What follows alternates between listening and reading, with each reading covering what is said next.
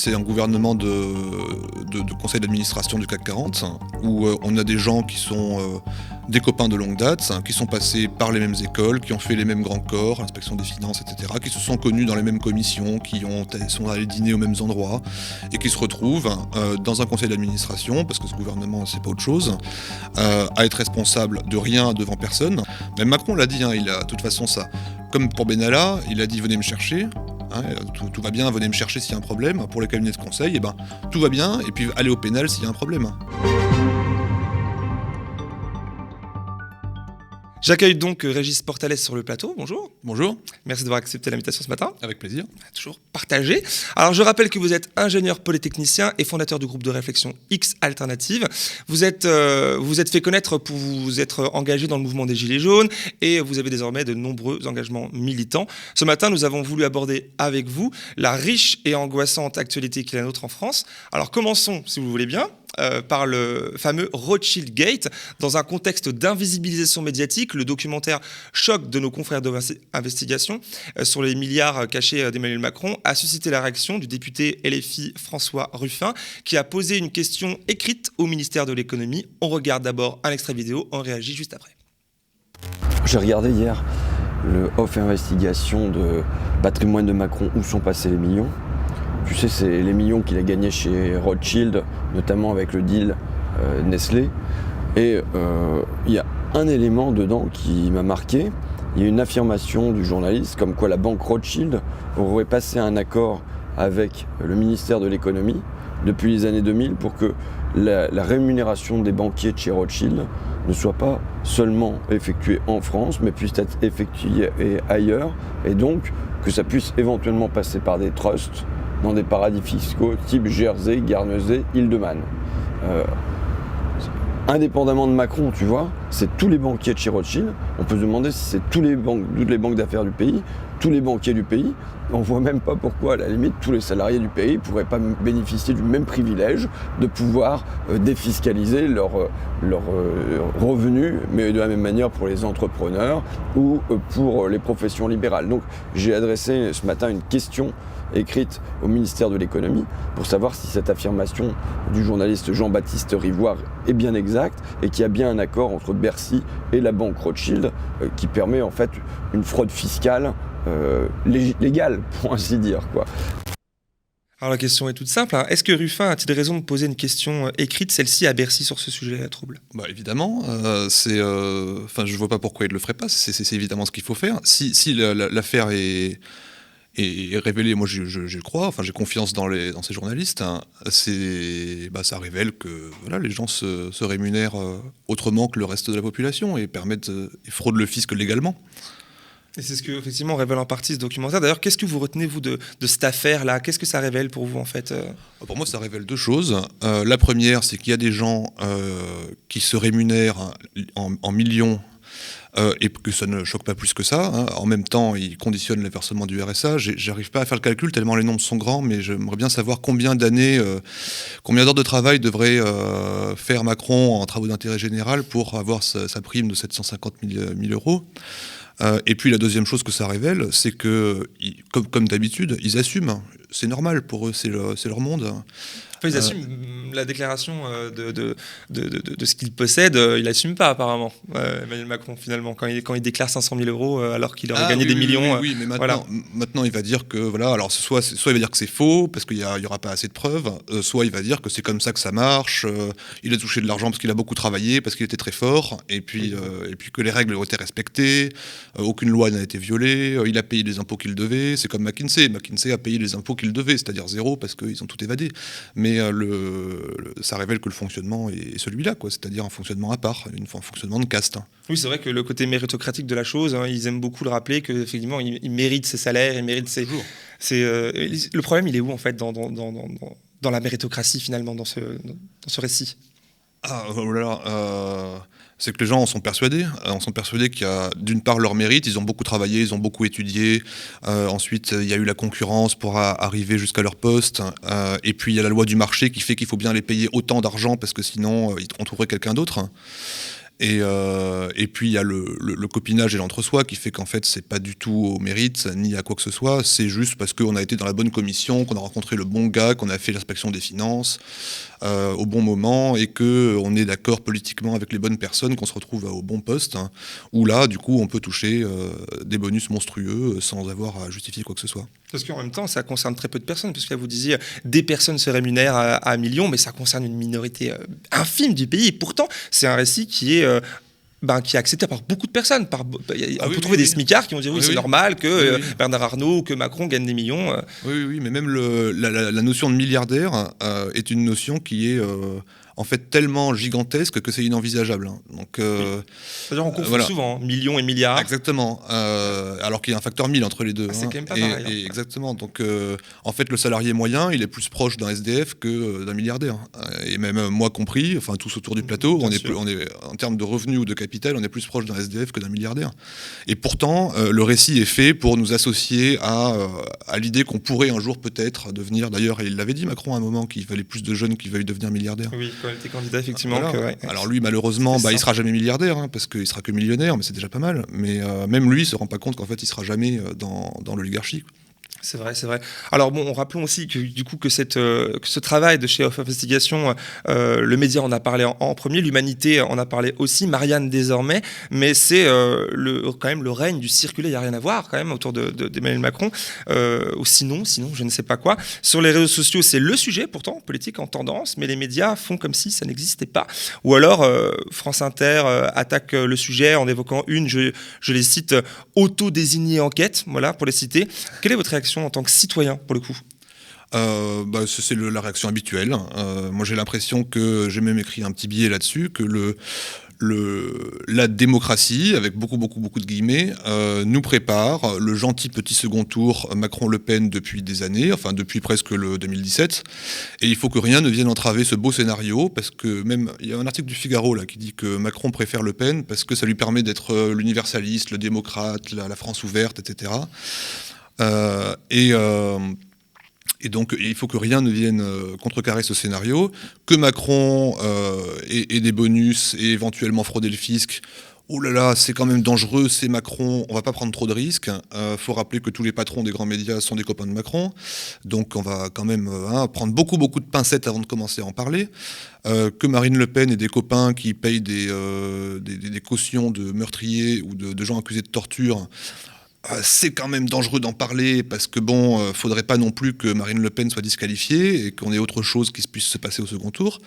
Et en fait, c'est simplement le système capitaliste bourgeois qui, via Macron ou via n'importe qui d'autre qui ferait l'affaire, là ça sera Macron à nouveau, veut être là et qu'il lui faut son antisystème fonctionnel, à savoir Le Pen, qui est la chose qu'on ne peut pas envisager, même si ça devient de plus en plus envisageable. Oui, parce que là, on a vu par exemple les derniers chiffres, une estimation où on voyait un second tour tous les deux et elle perdrait avec 47%.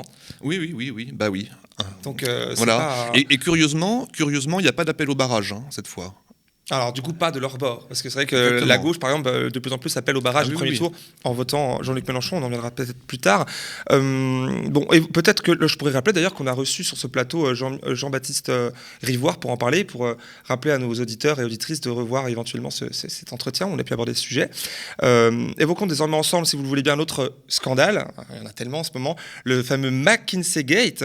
Après avoir fait le dos rond pendant plusieurs jours, l'exécutif sort du bois via la ministre Amélie de Montchalin et le ministre Olivier Dussopt. On regarde un magnéto. Jamais les décisions ne sont prises par les consultants. Les décisions dans notre pays sont prises par des hommes et des femmes politiques, légitimes, responsables devant le Parlement, responsables devant les Français. Et donc, est-ce que le gouvernement, dans cette période, a délégué la gestion de crise ou aurait délégué la définition de ces politiques publiques à des consultants? Là aussi, la réponse est non. Parce que c'est un fantasme de le penser ou de le laisser penser. C'est toujours le gouvernement, sous l'autorité du président de la République et du Premier ministre, qui est responsable de la prise de décision. Les administrations, quant à elles, sont responsables de la mise en œuvre des décisions, du déploiement des politiques publiques. Et donc, je le répète, oui, l'État peut avoir besoin de compétences externes, mais cela ne signifie pas que l'État se dessaisirait alors de ses missions et des responsabilités qui sont les siennes. Contrairement à ce qui a pu être dit, et je vous invite à le vérifier dans le rapport du Sénat, je voudrais d'abord tordre le cou à deux bruits ou deux informations, de fausses informations que nous avons vues circuler.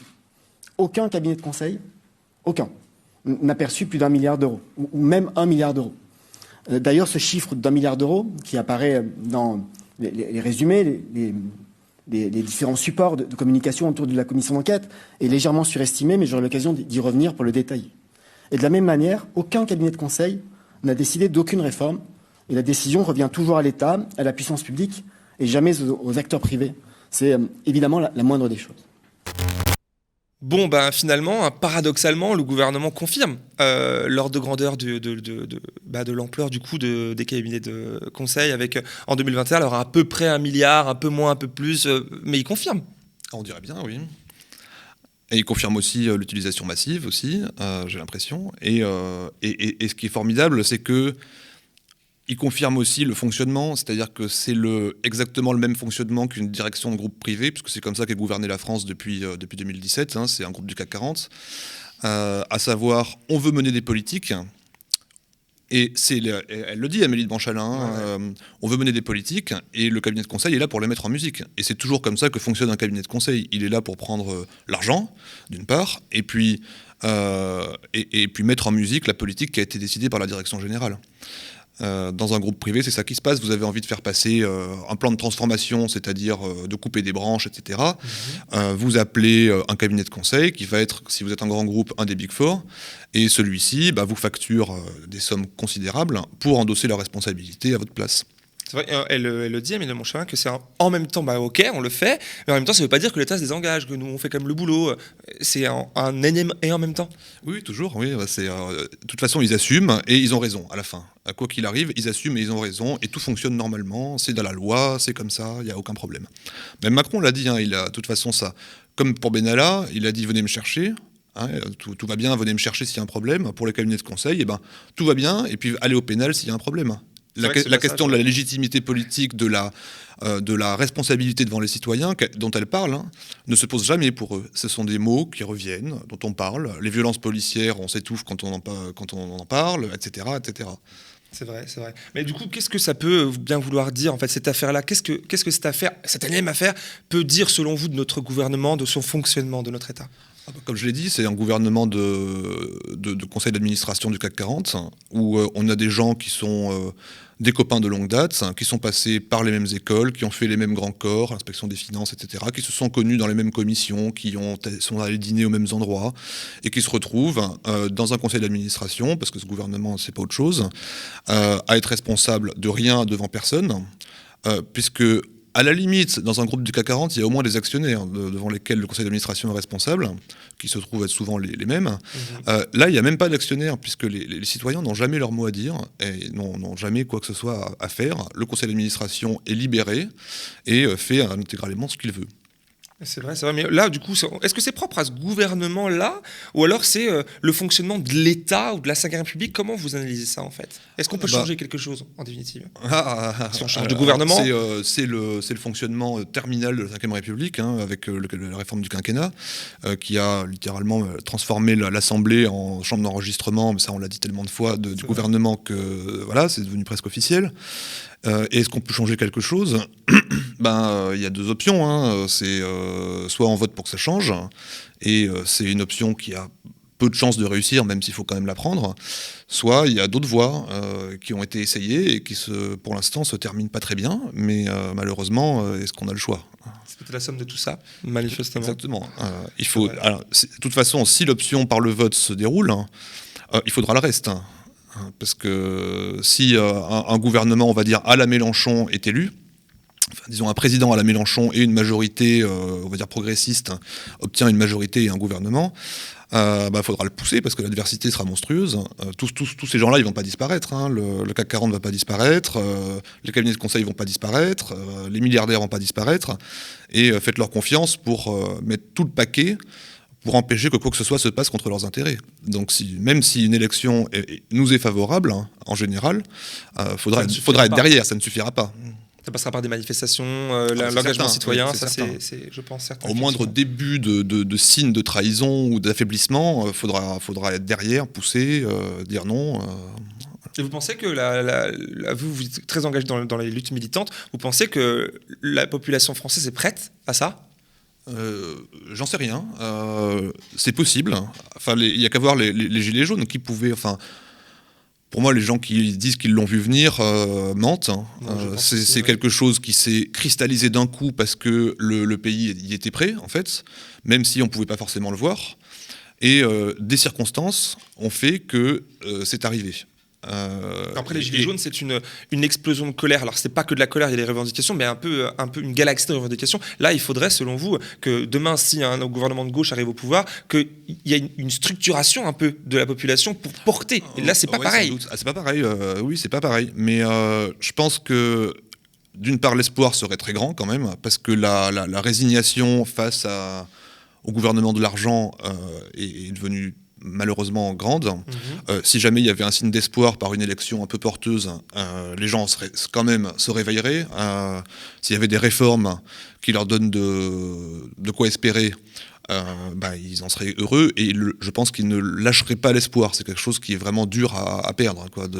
Ça réactiverait quelque chose. Ça réactiverait quelque chose. Bien sûr. Je pense que ça réactiverait quelque chose et que quand même on est... des gens qui ont souffert de ce quinquennat et des précédents, il y en a beaucoup. Donc si on leur dit maintenant c'est fini, tout va aller mieux, ils lâcheront pas tout va aller mieux, je pense. C'est vrai. Reste à voir, quoi. On verra, on espère le voir. On espère. Alors pour revenir après à ces affaires et à ce côté un peu flou de la chose, on a sur le Rassemblement national, ex-Front National, j'aime le rappeler, aussi les enquêtes des médias indépendants semblent invisibilisées. Encore une fois, c'est à chaque fois le cas, c'est la même machine. On pense notamment à une enquête de Street Press sur les assassins présumés du rugbyman argentin à Paris il y a quelques jours, qui ont des liens avec la galaxie Le Pen, mais aussi aux révélations du média aujourd'hui, de notre confrère Thomas Dietrich sur le sulfureux financier de Marine Le Pen en 2017, un certain Laurent Fouché, on le rappelle, figure de la France-Afrique, et bras armé de certains intérêts au Kazakhstan. D'ailleurs, aux médias, nous soupçonnons, je ne sais pas si vous avez suivi, que les intrusions dont nous avons été victimes dans nos locaux et au domicile de Thomas Dietrich sont liées à ces révélations-là. Du coup, est-ce que vous avez suivi un peu tout ça? Oui, j'ai suivi tout ça. C'est proprement incroyable. Dans un monde à la Libération, le journal Libération, il faut toujours faire barrage à l'extrême droite. Il faut toujours faire barrage, c'est très important. Et là, personne ne fait barrage. On a des gens qui sont quand même soupçonnés, je vais mettre des mots au cas où, quoi.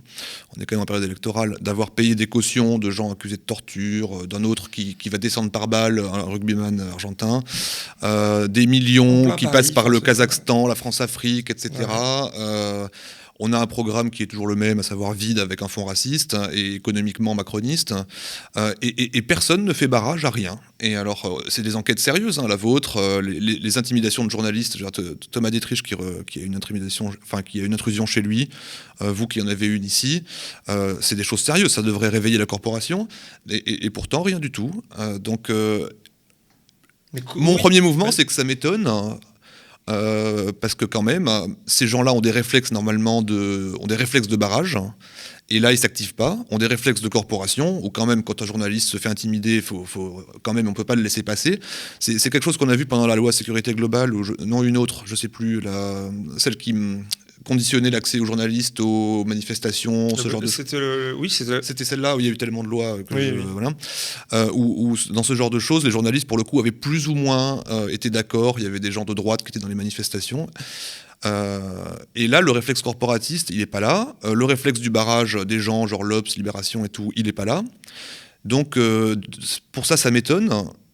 Ça vous étonne véritablement, ou alors vous êtes vraiment étonné? Mon premier réflexe, c'est que ça m'étonne. Mon deuxième, c'est de ne pas arriver à me dire, vraiment, j'ai du mal à me le dire, que c'est quelque part voulu, ou alors il y a un autre mouvement interne chez eux qui fait qu'ils ne peuvent pas. Je sais pas pourquoi. Comment l'expliquer? C'est un peu compliqué en fait. Et bah Selon exactement. vous. Là, c'est pour le coup, moi, je comprends pas. Je comprends pas. Ça devrait réveiller toutes les rédactions, ce genre de choses. C'est-à-dire, c'est du pain béni, quoi. C'est le tueur là, c'est pour faire barrage. Bah Il oui. y a pas meilleur moyen de faire barrage que ça, quoi. Dire, mais enfin, c'est qui ce gars qui a payé des cautions d'assassins là? C'est formidable pour Libération ou pour l'Obs. Mais pourtant, ces réflexes-là s'activent sûr et certain le lendemain du premier tour si Marine Le Pen est face à Macron. Ah bah ça, même à Alors, 20h01, c'est à 20h01, Marine Le Pen est fasciste. Hein. Aujourd'hui, tout va bien, à 20h01, elle est fasciste. Alors voilà. Donc on en arrive à la conclusion que mais j'arrive pas à la formuler tellement ça me choque. Donc qu'ils veulent avoir Le Pen au second tour. Et faire barrage à éventuellement un Mélenchon qui talonne Marine Le Pen. Exactement. C'est alors cool. ce qui est certain, c'est que effectivement, faut faire barrage à Mélenchon. Ça c'est très important. Oui. Parce qu'on le voit, là il y a des choses quand même qui s'activent. Là, ça y est, pour le coup. ça y est. Et Avant comment même le l'expliquer premier tour, alors qu'il est à 15%, il y a déjà un barrage contre Mélenchon. Parce que sans être partisan de nulle part, en étant, alors c'est pas objectif mais factuel sur les choses, Marine Le Pen est quand même 1 milliard de fois moins républicaine que les Mélenchon, et pourtant ils ont le mot à la bouche toute la journée, républicain, et là il n'y a pas de barrage, enfin il y en a un d'un côté pas de l'autre. Oui, tout à fait. On compte plus les fois où Hidalgo, Jadot, toute cette clique-là tape sur Mélenchon et qui est poutinolâtre, etc. Et il n'y a strictement jamais rien sur Marine Le Pen. Ouais, bien sûr. Voilà, le seul barrage à l'extrême droite qui a été fait par, on va dire, le droite centre élargi, c'est Macron qui recommande à Zemmour de s'acheter un sonotone. Voilà, ils ont fait que ça, quoi. C'est vrai, c'est très malvenu. Donc pour les personnes. Après, moi j'ai une théorie, hein, mais c'est que de toute façon la droite et ce qui est devenu le centre, à savoir la droite, est en train de glisser vers l'extrême droite, et c'est un glissement qui ne s'arrêtera pas, et ils vont continuer indéfiniment. Bon, pour finir peut-être cet entretien, un petit mot d'espoir quand même, une petite touche positive, je pense qu'il y en a une. Il y en a, oui. Faut les chercher. Il faut bien aller chercher, mais il y a des possibilités que des choses se passent, et puis de toute façon, à la fin, c'est nous qu'on va gagner.